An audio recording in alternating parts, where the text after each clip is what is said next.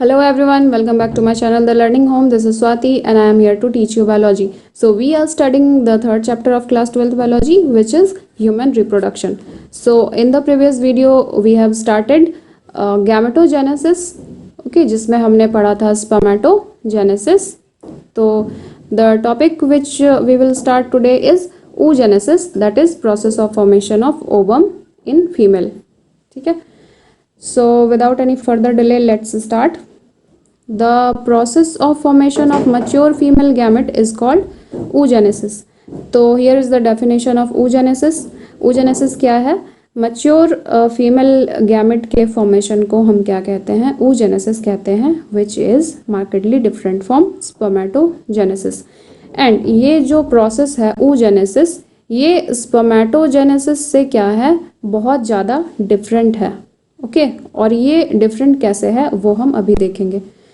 So oogenesis is initiated during the embryonic development stage. Okay तो हमने spermatogenesis में क्या देखा था? स्पर्मेटोजेनेसिस स्टार्ट होता है प्यूबर्टी के टाइम. ठीक है, means in the age of 10 to 13 in a boy child. Okay but यहाँ क्या है, oogenesis कब स्टार्ट होता है? During the embryonic development. Means girl child जो है जब वो अपने मदर के वॉर्म के अंदर है ना, उसमें जब एम्ब्रियोनिक डेवलपमेंट हो रहा होता है उसी स्टेज में oogenesis का प्रोसेस जो है वो स्टार्ट हो जाता है. और उस प्रोसेस के दौरान a couple of million gamete mother cells that is oogonia are formed. ठीक है, तो उसी वक्त क्या हो जाता है, मिलियंस ऑफ oogonia फॉर्म हो जाता है उसी एम्ब्रियोनिक स्टेज में ही within each foetal ovary. ठीक है, फीटल ओवरी मीन्स क्या हो गया, जो डेवलपिंग एम्ब्रियो है. ओके जो गर्ल चाइल्ड का डेवलपमेंट हो रहा है मदर के वॉर्म के अंदर, उसी वक्त वहाँ पे क्या होते हैं, मिलियंस ऑफ oogonia फॉर्म हो जाते हैं. And no more oogonia are formed and added after birth. That means जब गर्ल चाइल्ड का बर्थ हो जाता है तो उसके बाद और उसमें oogonia ऐड नहीं होता है और ना न्यू ओगोनियम फॉर्म होता है. Okay so this is a very huge difference between spermatogenesis and oogenesis. These cells start division and enter into prophase 1 of the meiotic division and get temporarily arrested at that stage called primary oocyte. ठीक है, तो ये क्या हो जाता है, ये जो सेल्स हैं oogonia, इसमें क्या हो जाएगा, मियोटिक डिवीजन स्टार्ट होगा. और मियोटिक डिवीजन में क्या होता है, meiotic division 1 and meiotic division 2. तो मियोटिक डिवीजन्स में भी क्या होते हैं, 4 स्टेजेस होते हैं, prophase, metaphase, anaphase and telophase. तो मियोसिस 1 में क्या होगा, आपका प्रोफेज 1 होगा. तो प्रोफेज 1 के दौरान क्या हो जाता है, ये जो oogonia है वो किस में कन्वर्ट हो जाते हैं, प्राइमरी oocyte में. ठीक है, each primary oocyte then get surrounded by a layer of granulosa cells and then called the primary follicle. तो अब जो प्राइमरी oocyte है वो किस में कन्वर्ट हो जाता है, प्राइमरी फॉलिकल में, जब उसमें एक layer of granulosa cell add हो जाता है. तो यहाँ पे हम लोग देख सकते हैं. ठीक है, here is the primary follicle. तो यहाँ पे ये था हमारा प्राइमरी oocyte. ठीक है, this one is primary oocyte.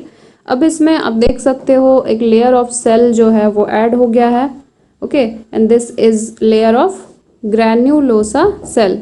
ठीक है, तो अब ये किस में कन्वर्ट हो गया है, प्राइमरी oocyte से प्राइमरी फॉलिकल में. ठीक है, now a large number of these follicles generate during the phase from birth to puberty. ठीक है, अब जो गर्ल चाइल्ड है उसके बर्थ से लेकर प्यूबर्टी तक, ठीक है, जैसे मेल्स में प्यूबर्टी का एज होता है वैसे ही क्या होते हैं, फीमेल्स में भी होते हैं. तो प्यूबर्टी बचपन से लेकर प्यूबर्टी के एज में काफ़ी सारे जो हैं ये प्राइमरी फॉलिकल्स डिस्ट्रॉय हो जाते हैं. Therefore, at puberty, only 60,000 to 80,000 primary follicles are left in each ovary.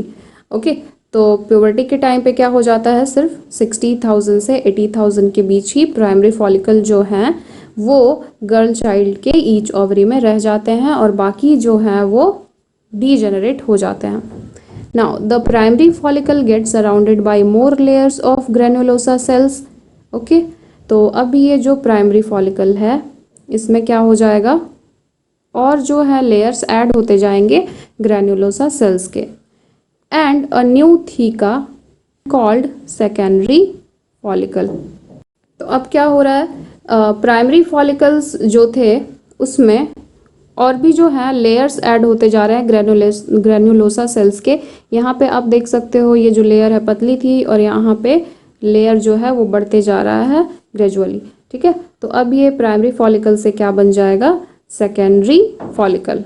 ठीक है, now the secondary follicle soon transforms into a tertiary follicle which is characterized by a fluid filled cavity called atrum. ठीक है, तो अब ये जो secondary follicle अभी अभी हमने देखा ये किस में ट्रांसफॉर्म हो जाते हैं, टर्शियरी फॉलिकल में. ठीक है, और इसमें आप कैसे पहचान सकते हो टर्शियरी फॉलिकल को, क्योंकि टर्शियरी फॉलिकल के अंदर क्या रहता है आपका, here you can see a fluid filled cavity. ठीक है, इस fluid filled cavity को हम क्या कहते हैं, एंट्रम कहते हैं. तो अगर आपको पहचानना हो कि ये जो फॉलिकल है वो प्राइमरी फॉलिकल है, सेकेंडरी फॉलिकल है या फिर टर्शियरी फॉलिकल है, तो हम कैसे पहचान सकते हैं. प्राइमरी फॉलिकल में single layer of granulosa sales होते हैं. सेकेंडरी फॉलिकल में क्या हो जाता है, मोर लेयर्स ऑफ मीन्स ये जो ग्रेनुलोसा सेल्स के लेयर हैं वो और ज़्यादा मोटे हो जाते हैं. और फाइनली टर्शियरी फॉलिकल में एक फ्लूइड से भरी हुई आपको कैविटी दिखेगी जिसे हम क्या कहते हैं, antrum. Okay, now the theca layer is organised into an inner theca interna and outer theca externa. ठीक है, अब जो ये थीका लेयर है वो किसमें डिवाइड हो जाते हैं, outer layer and inner layer. तो इनर लेयर को हम कहते हैं theca interna and outer layer को क्या कहते हैं, थीका एक्सटर्ना. ठीक है, तो इन लेयर्स के बारे में हम नेक्स्ट वीडियोस में और ज़्यादा अच्छे से पढ़ेंगे. It is important to draw your attention that it is at this stage that primary oocyte within the tertiary follicle grows in size and completes its first meiotic division. ठीक है, तो यहाँ पे क्या हो जाता है, जो प्राइमरी oocyte है वो कहाँ पे आ जाते हैं, आपके टर्शियरी फॉलिकल के अंदर आ जाते हैं प्राइमरी oocyte. ओके, जो पहले आपका क्या था, प्राइमरी oocyte था, वो अब किसके अंदर है, टर्शियरी फॉलिकल के अंदर है. और अब वो अपने साइज को क्या करेगा, बढ़ा लेगा और इसके अंदर फर्स्ट मियोटिक डिवीजन भी होना स्टार्ट हो जाएगा. Okay, now it is an unequal division resulting in the formation of a large haploid secondary oocyte and a tiny first polar body. ठीक है, तो इस डिवीज़न के बाद दो चीज़ें फॉर्म होती हैं. एक जो फॉर्म होता है वो क्या है, सेकेंडरी oocyte. ठीक है, और एक polar body. The secondary oocyte retains bulk of the nutrient rich cytoplasm of primary oocyte. अब हमने अभी जस्ट देखा था कि जो प्राइमरी oocyte है वो क्या हो जाता है, अपने साइज को बड़ा कर लेता है और इसके अंदर एक फ्लूइड फिल्ड कैविटी भी है. ठीक है, तो यहाँ पे क्या है, न्यूट्रिएंट्स प्रेजेंट हैं. तो जो ये सेकेंडरी oocyte है ये इसके न्यूट्रिएंट को एब्जॉर्ब करके और भी ज़्यादा बड़ा हो जाता है. ठीक है, the tertiary follicle further changes into the mature follicle और Graafian follicle. Now here you can see tertiary follicle किस में कन्वर्ट हो गया, ग्राफियन फॉलिकल में. The secondary oocyte forms a new membrane called zona pellucida surrounding it.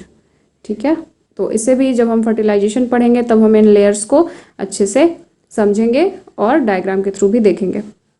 अभी हम जान लेते हैं ये जो सेकेंडरी oocyte है वो क्या हो जाता है, उसके बाहर एक लेयर ऐड हो जाता है जिसे हम क्या कहते हैं, zona pellucida. The Graafian follicle now ruptures to release the secondary oocyte that is ovum. तो जो फाइनली सेकेंडरी oocyte फॉर्म हुआ है वही क्या है, ओवम है.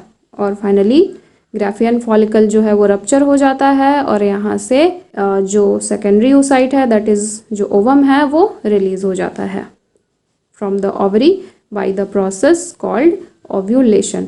ठीक है, और ये जो प्रोसेस है रिलीजिंग ऑफ ओवम उसे हम क्या कहते हैं, ओव्यूलेशन। एंड आज के लिए बस इतना ही।